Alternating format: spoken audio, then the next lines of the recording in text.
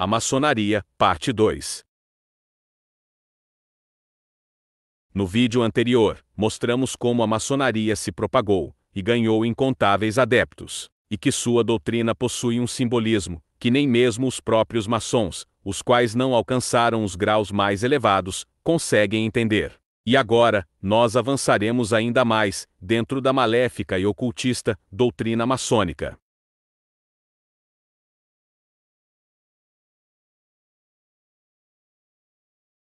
A teologia maçônica originou-se dos mistérios egípcios, e com a criação da grande loja maçônica na Inglaterra, esses rituais teológicos foram reunidos e formalizados. Dentro da maçonaria podemos encontrar diversos deuses egípcios, como por exemplo, Osíris, Horus e Ísis, os quais são mencionados frequentemente, e fazem parte da trindade egípcia. Nela também podem ser encontrados fortes traços dos antigos cultos solares, como do mitraísmo e da adoração do Deus Sol invicto. Robert Gould foi um soldado, advogado, historiador e maçom, que viveu entre os anos de 1836 e 1915, e ele disse, em um de seus trabalhos, que dogmas do mitraísmo estão presentes na maçonaria. As formas dos mistérios são agora usadas pelos maçons, sua origem deve ser procurada nos ritos do mitraísmo. Já Albert Mackay diz as seguintes palavras a respeito disso. Ao traçarmos o progresso da maçonaria e detalharmos seu sistema de simbolismo, veremos que ela está intimamente ligada à história da filosofia, da religião e da arte em todas as épocas do mundo. Na loja azul, o candidato é iniciado na trindade de mistérios antigos do Egito, porém ele não compreende que a maçonaria é baseada no paganismo egípcio, por isso, o obelisco é um ponto-chave da doutrina maçônica. Esse monumento pagão representava no Antigo Egito o órgão sexual de Ra, o Deus Sol, e na maçonaria ele representa a fertilidade e aquele que traz a imortalidade. Ou seja, os maçons acreditam que o órgão sexual masculino produz a imortalidade do homem, a partir de seus descendentes. Uma crença que também era seguida no Antigo Egito, onde se defendia que uma pessoa era ressuscitada através de seus descendentes. As mulheres são proibidas de entrarem na maçonaria exatamente por conta disso, já que elas não possuem o princípio gerador da vida.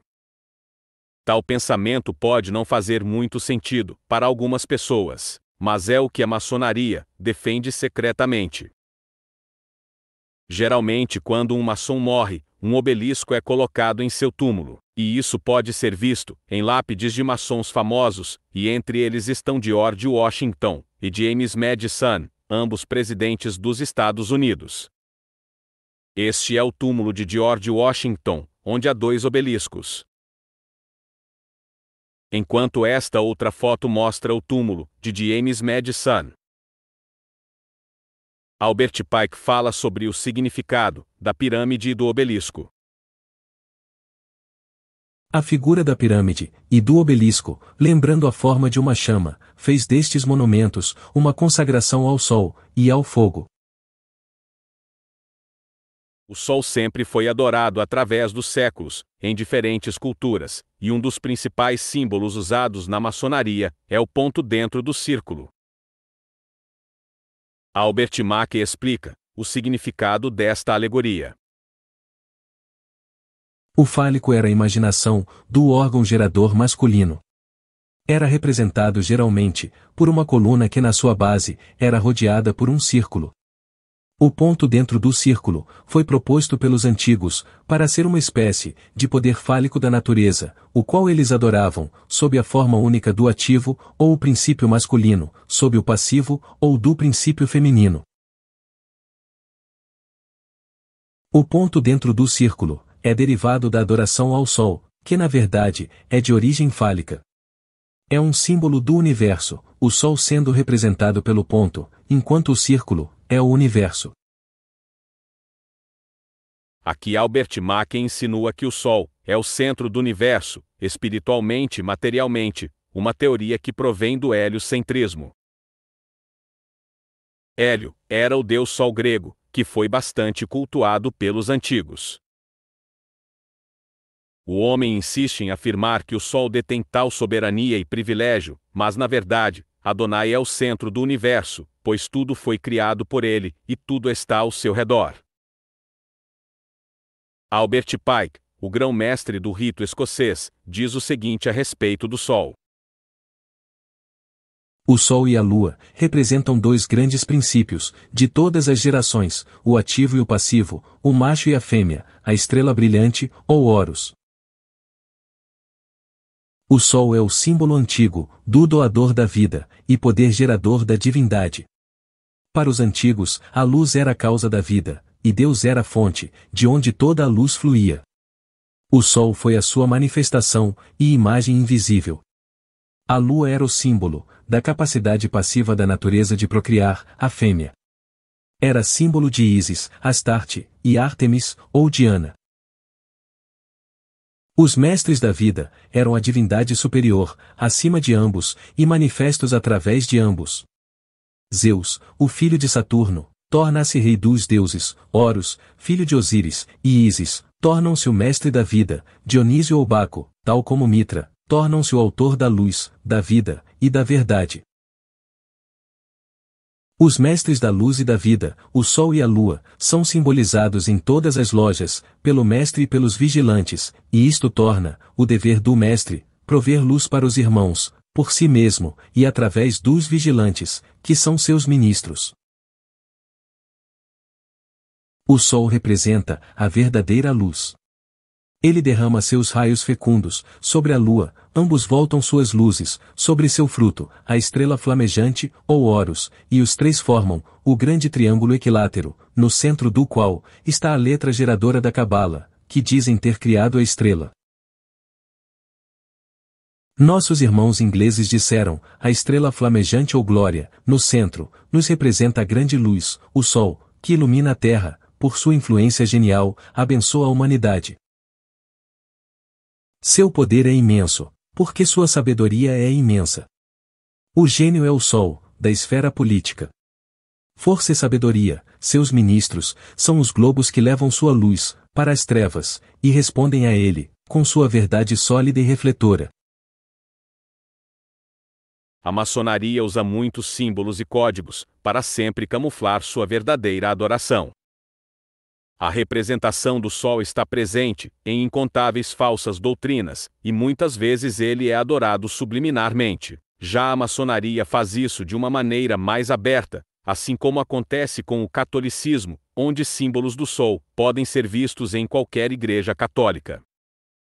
Esta prática, que veio de tempos antigos, continua sendo utilizada nos dias atuais, de uma forma clara e também oculta, algo que é impressionante e assustador. Albert Pike fala através de uma linguagem maçônica, um pouco a respeito de toda essa reverência ao Sol. Não é estranho que milhares de anos atrás as pessoas adoravam o Sol, e que hoje em dia essa adoração continua entre os persas tradicionais. Nós adoramos a imutabilidade. Foi aquele caráter imperturbável e imutável do Sol que as pessoas de Baalbek adoravam. O Sol viu tronos ruírem, terremotos sacudirem a terra, e arremessarem montanhas ao chão. Além do Olimpo, além dos pilares de Hércules, ele foi diariamente à sua morada, e voltava diariamente, e novamente, para observar os templos, que foram construídos, para a sua adoração. Em Roma, o Dies Natalis Solis Invicti, o dia festivo do invencível Sol. Aroeris ou Haroeris, o Horus mais antigo, é da mesma velha raiz. O festival do 30º dia, do mês de Epifi, quando se supunha que o Sol e a Lua estivessem alinhados com a Terra, era chamado de o nascimento do óleo de Horus. Em um papiro publicado por Champollion, este deus é chamado de Haroeri, senhor dos espíritos solares, e óleo benévolo do Sol. Imagens do óleo de Horus e do Sol estão presentes em todas as lojas maçônicas, pois eles são símbolos essenciais dentro da maçonaria. Albert Mackay também falou a respeito do Sol. Além disso, ele descreveu que tal astro é essencial para a maçonaria. O primeiro desvio, da verdadeira adoração, ocorreu no estabelecimento do sabianismo, ou a adoração do sol, da lua, e das estrelas, entre alguns povos, e a deificação dos homens, entre outros. Destes dois desvios, o sabianismo, ou adoração do sol, foi o mais antigo, e geralmente o mais difundido. A luz é, portanto, um símbolo fundamental na maçonaria. É de fato, o primeiro símbolo importante, que é apresentado ao neófito, em suas instruções, e contém em si, a própria essência, da maçonaria especulativa, que nada mais é do que a contemplação, da luz intelectual, ou da verdade. Manly Hall vai mais longe neste assunto, e revela que o mestre maçom está totalmente ligado ao Sol, e também explica sobre a sua trajetória e função. O filho pródigo, há tanto tempo errante, nas regiões das trevas, voltou novamente para a casa, de seu pai. O mestre maçom está conectado com o Sol, um grande refletor de luz, que irradia através de seu organismo. Por ele passa a Hidra, a grande serpente, e desde seu tempo, derrama sobre o homem a luz de Deus. O símbolo dele é o sol nascente. O coração e a mente são libertados do símbolo da mortalidade, e como a emoção e o pensamento, eles se unem para a glorificação do maior e do mais alto. Então o sol e a lua são unidos, e o grau hermético é consumado. A grande obra do mestre maçom pode ser chamada de arte do equilíbrio. Ele segura em suas mãos as chaves triplas, ele usa a tríplice coroa do antigo Magus, pois ele está em verdade com o Rei do céu, da terra e do inferno. O aluno se torna um mestre maçom, escolhido fora do mundo, para ser um trabalhador, em nome do grande arquiteto. O maçom acredita no grande arquiteto, a pedra viva fundamental do plano da criação. O olho que tudo vê, está sobre ele. Dia e noite, este grande orbe mede suas profundezas, vendo profundamente as intimidades de sua alma, lendo seus pensamentos, medindo suas aspirações, e recompensando sua sinceridade. A este que tudo vê, ele é responsável, para nenhum outro deve ele prestar contas. Este espírito vai com ele, para fora da loja, e avalia o maçom no mundo. Este espírito está com ele, quando ele compra e vende. Está com ele em sua casa.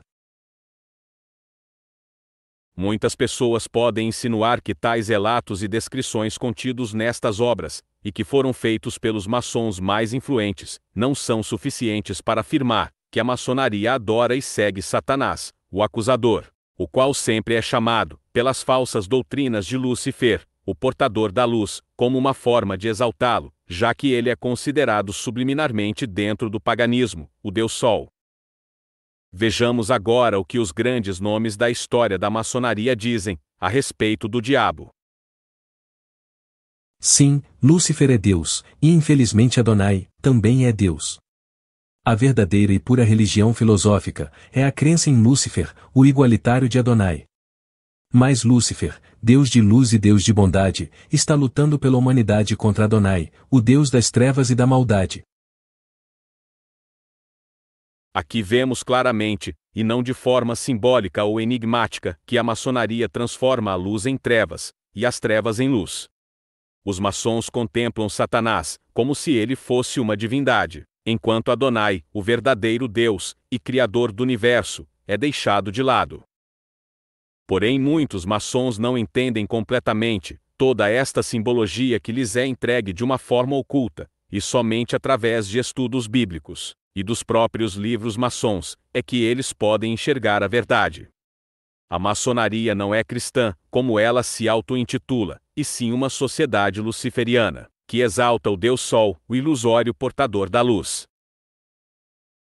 Quando o maçom descobrir que a chave do guerreiro é a correta aplicação do dínamo e da força vivente, então ele aprenderá o mistério de seu ofício.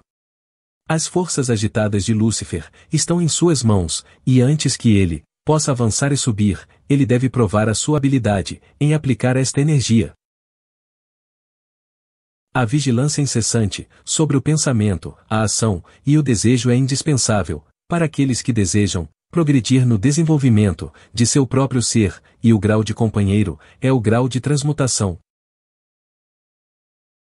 Agora veremos Albert Pike insinuar que o Apocalipse seria obscuro, enquanto Satanás seria um ser que propaga a luz. O Apocalipse é para aqueles que recebem o grau 19, a apoteose da sublime fé, que aspira a Deus somente, e despreza todas as pompas e obras de Lúcifer. Lúcifer, o portador da luz.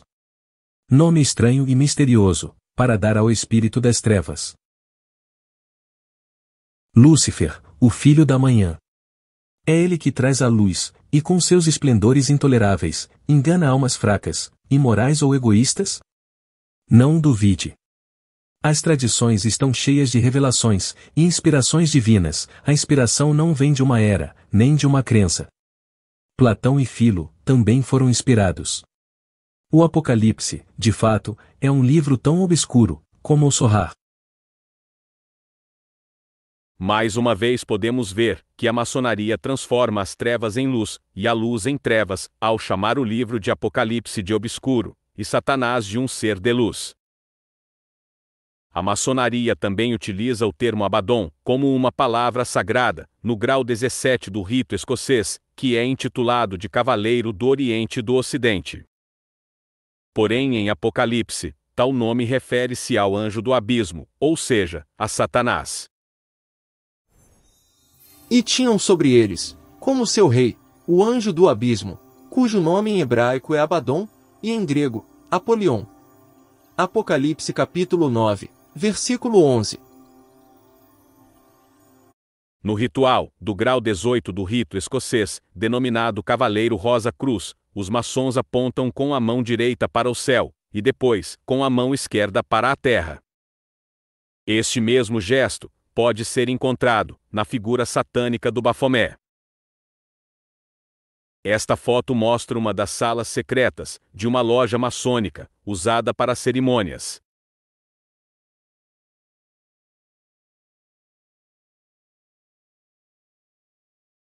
Além de todas as abominações contidas na maçonaria, nela Yeshua é tratado como se fosse um mero reformador religioso, algo que também pode ser visto dentro do islamismo. Não dizemos sinceramente ao cristão que Jesus de Nazaré não foi nada mais do que um homem como nós, ou que sua história e sua ilusória ressurreição é uma antiga lenda. Ela reverencia todos os grandes reformadores. Ela vê em Moisés, o doador da lei dos judeus, em Confúcius e Zoroastro, em Jesus de Nazaré, e no árabe iconoclasta, grandes mestres de moralidade, e eminentes reformadores, e nada mais. O verdadeiro maçom não é preso a uma crença. Como um maçom, ele percebe através da iluminação divina de sua loja, que sua religião é universal, Cristo, Buda ou Maomé. O nome não significa nada, porque ele reconhece somente a luz, e não o condutor. Ele adora em todo o santuário, se ajoelha diante de qualquer altar, seja um templo, mesquita, pagode, catedral, e percebe com seu verdadeiro entendimento a unidade de todas as verdades espirituais. Todos os verdadeiros maçons sabem que são apenas pagãos, que tendo grandes ideais, não os cumprem. Eles sabem que todas as religiões são apenas uma história, contada de diversas maneiras, para povos cujos ideais diferem, mas cujo grande propósito está em harmonia com os ideais maçônicos. Nenhum maçom pode ser limitado, pois sua loja é a expressão divina de toda a abrangência. A maçonaria iguala Buda, Maomé e outros religiosos a Yeshua, e ela não o vê como o Salvador encarnado, e aquele que tem a água da salvação. Respondeu-lhe Yeshua, eu sou o caminho, e a verdade, e a vida, ninguém vem ao Pai, senão por mim. João capítulo 14, versículo 6. Eu sou a porta. Se alguém entrar por mim, será salvo, entrará e sairá, e achará pastagem. O ladrão vem somente para roubar, matar e destruir, eu vim para que tenham vida, e a tenham em abundância. Eu sou o bom pastor. O bom pastor dá a vida pelas ovelhas. Um mercenário, que não é pastor, a quem não pertencem as ovelhas, vê vir o lobo, abandona as ovelhas e foge, então, o lobo as arrebata e dispersa. O mercenário foge, porque é mercenário, e não tem cuidado com as ovelhas. Eu sou o bom pastor, conheço as minhas ovelhas, e elas me conhecem a mim, assim como o Pai me conhece a mim, e eu conheço o Pai, e dou a minha vida pelas ovelhas. João capítulo 10, versículos do 9 ao 15. A qual figurando o batismo, agora também vos salva, não sendo a remoção da imundícia da carne, mas a indagação de uma boa consciência para com Deus, por meio da ressurreição de Yeshua HaMashiach, o qual, depois de ir para o céu, está à destra de Deus, ficando-lhe subordinados anjos, e potestades, e poderes. 1 Pedro capítulo 3, versículos 21 e 22. Quando o vi, caí a seus pés como morto. Porém ele pôs sobre mim a mão direita, dizendo, não temas, eu sou o primeiro e o último, e aquele que vive. Estive morto, mas eis que estou vivo pelos séculos dos séculos, e tenho as chaves da morte e do inferno. Apocalipse capítulo 1, versículos 17 e 18. Quem tem ouvidos, ouça o que o Espírito diz às igrejas. Ao vencedor, dar-lhe-ei do maná escondido, bem como lhe darei uma pedrinha branca, e sobre essa pedrinha, escrito um nome novo, o qual ninguém conhece, exceto aquele que o recebe. Apocalipse capítulo 2, versículo 17. As Escrituras nos ensinam a respeito da magnificência de Yeshua, e de toda a autoridade que Deus concedeu a seu Filho. Entretanto, os maçons acham que eles não necessitam de Yeshua para alcançar a salvação, pois eles tolamente pensam que suas obras podem fazer isso, e que o óleo de Horus, o arquiteto do universo, irá auxiliá-los nesta jornada, e fazê-los alcançarem o paraíso. Os manuscritos maçônicos afirmam esta ilusória tese. O olho que tudo vê, penetra nas profundezas do recanto do coração humano, e vai nos recompensar, de acordo com nossos méritos. No grau 19 do rito escocês, também é dito que Yeshua não é necessário para que o homem alcance a salvação, mas somente a obediência às regras e estatutos da maçonaria. O maçom que tem dado prova de sua afeição pelos estatutos e regras desta ordem, no final o fará merecedor de entrar na Jerusalém celestial. Enquanto que no grau 28 do rito escocês, é afirmado o seguinte: o verdadeiro maçom ergue-se por degraus até alcançar o céu.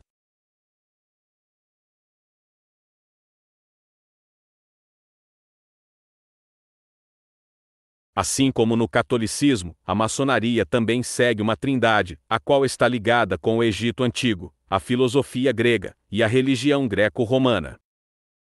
O óleo de Horus representa a sabedoria, o conhecimento. Já o sol simboliza o poder, a força, enquanto a lua representa a luz provinda do sol, ou seja, a influência que ele tem sobre o homem.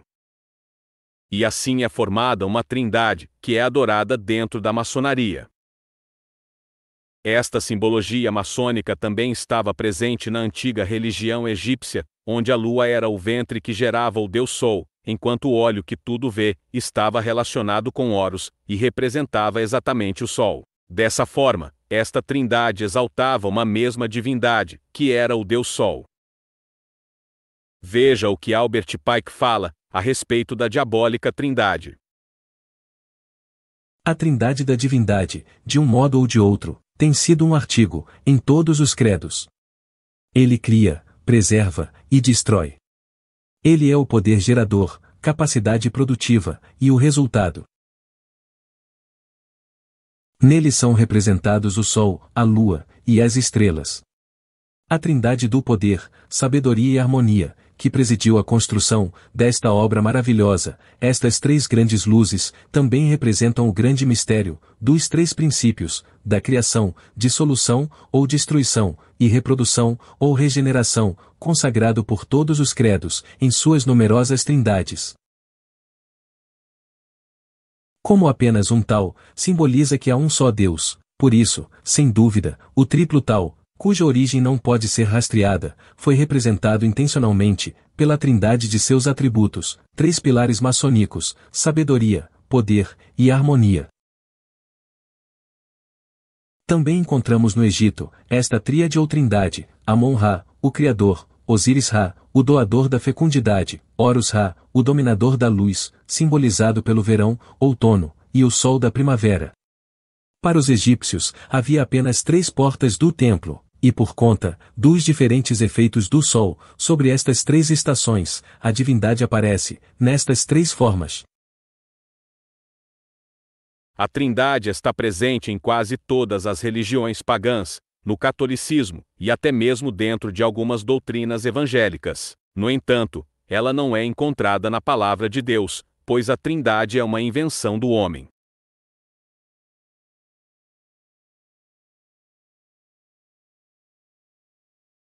Através da história da maçonaria, podem ser encontradas 2 principais fases, e agora iremos entender um pouco do significado da maçonaria operativa e especulativa.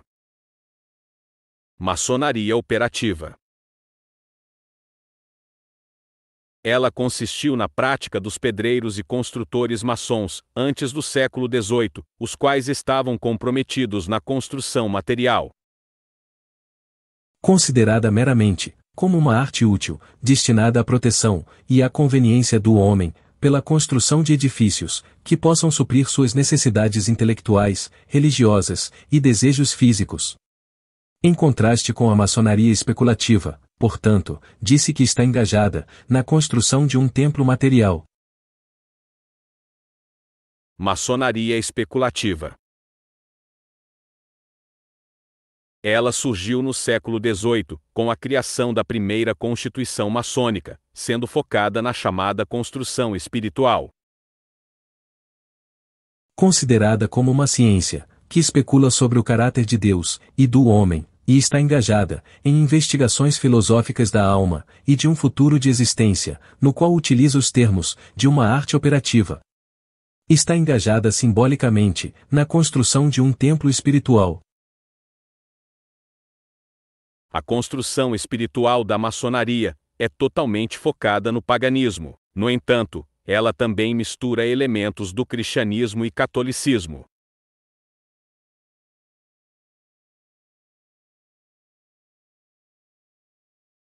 Muitos afirmam que a maçonaria não é uma religião, mas apenas uma sociedade secreta. Vejamos então o que Albert Pike diz a respeito disso.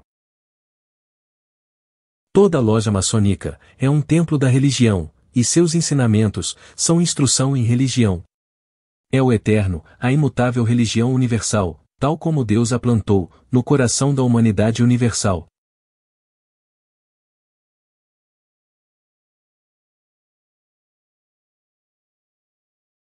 Para finalizarmos o conceito sobre o que a maçonaria realmente é, vamos observar a explicação do maçom Manly Hall. A ordem maçônica não é uma organização social, mas verdadeiramente é composta por aqueles que se unem e se reúnem para aprender e aplicar os princípios do misticismo e dos ritos ocultos. Eles são ou devem ser filósofos, sábios e indivíduos sóbrios, que se dedicaram ao altar vivo dos deuses e que juraram por todos.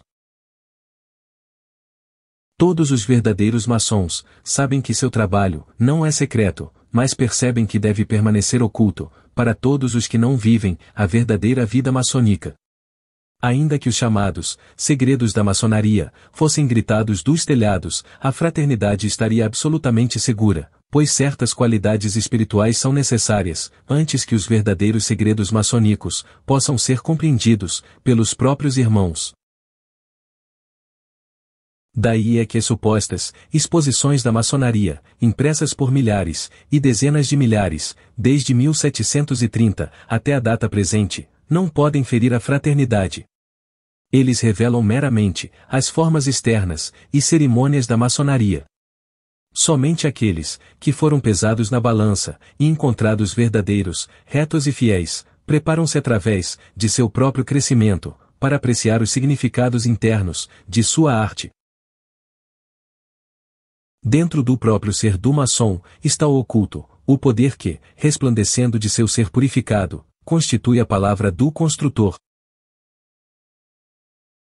Através deste estudo, que ainda não chegou ao fim, vimos que a maçonaria está repleta de paganismo, ocultismo, adoração solar e blasfêmias, já que ela rebaixa Yeshua para um mero reformador, e ainda afirma que o Filho de Deus não é necessário para que o maçom alcance a salvação.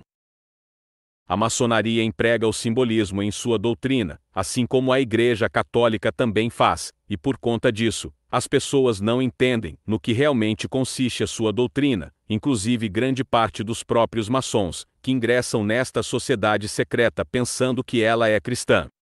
Nela as trevas são transformadas em luz, e a luz em trevas, e o sol é a base de sua doutrina, enquanto os símbolos pagãos a alimentam e ocultam seu verdadeiro sentido diante dos mais despercebidos. Os maçons buscam a liberdade, igualdade e fraternidade, porém o autêntico tesouro eles deixam de lado, que é seguir a voz do verdadeiro Deus, as escrituras sagradas, e os ensinamentos de Yeshua, o nosso Salvador, que os maçons tolamente rejeitam. Apesar de ser defendida por muitos indivíduos, a maçonaria não é cristã, e nem cultua o Deus de Israel, pois sua doutrina consiste apenas em paganismo e ocultismo, misturados com conceitos do cristianismo, da cabala e de outras religiões. O Deus maçônico é uma entidade solar, o qual está presente em boa parte de seus dogmas, e ele é a chave para entendermos o que realmente a maçonaria prega. Entretanto, nós não precisamos do Deus maçônico, e nem da prosperidade financeira que ele possa trazer, pois necessitamos somente do Deus de Abraão, Isaque e Jacó, e de Yeshua, o nosso Salvador, para vivermos e alcançarmos a vida eterna, sendo que toda crença e pensamento além deste, provém do maligno. Antes de ingressar na maçonaria, todo indivíduo deveria primeiro entender o que ela realmente prega, para não ser enganado e seguir a um falso Deus, uma entidade solar. Além disso, a maçonaria possui muitos aspectos, principalmente do luciferianismo. A maçonaria não faz parte do cristianismo, e nem é uma substituta para ele.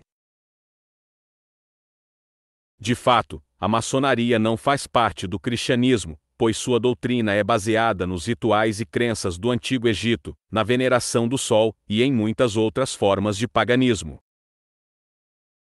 E enquanto o piedoso cristão acredita que a palavra habitou no corpo mortal de Jesus de Nazaré e sofreu na cruz, e que o Espírito Santo foi derramado sobre os apóstolos e agora inspira cada alma verdadeiramente cristã. Enquanto todas essas religiões afirmam suas reivindicações para a posse exclusiva da verdade, a maçonaria inculca sua velha doutrina, e nada mais. Espero que o espectador tenha entendido a doutrina maçônica, e por ser complexa e secreta, o canal postará mais um vídeo sobre ela, no qual mostrará os principais símbolos utilizados na maçonaria, e seus respectivos significados. Lembrem-se que o dinheiro não compra a salvação, e nem a prosperidade direciona o homem ao caminho da verdade.